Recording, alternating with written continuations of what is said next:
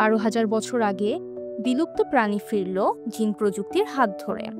12,000 বছরেরও বেশি সময় আগে বিলুপ্ত হয়ে যাওয়া ডায়ার উলফ নামে এক প্রজাতির বিশালদেহী নেকড়েকে পৃথিবীতে ফিরিয়ে আনা সম্ভব হয়েছে, এমনটাই দাবি করছে যুক্তরাষ্ট্রভিত্তিক জৈব প্রযুক্তি কোম্পানি কোলোসাল বায়োসায়েন্স। তাদের দাবি, আধুনিক জিন প্রযুক্তির মাধ্যমে ডিএনএ থেকে তাদের ফিরিয়ে আনা সম্ভব হয়েছে, কিন্তু বিজ্ঞানী মহলে এই প্রশ্ন উঠেছে সত্যতা নিয়ে। ডায়ার উলফ উত্তর আমেরিকার এক সময়কার শীর্ষ শিকারী প্রাণী।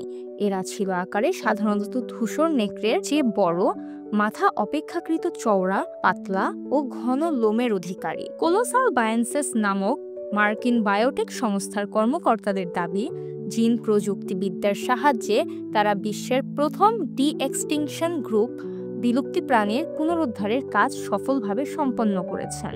সফলভাবে পরীক্ষাগারে 3টি ডায়ার উলফের শাবকের জন্ম হয়েছে।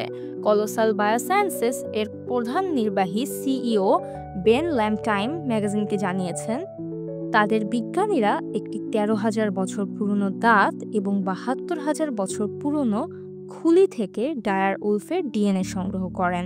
তিনি বলেন, জিন প্রযুক্তিবিদ্যার ক্ষেত্রে এটি ঐতিহাসিক সাফল্য।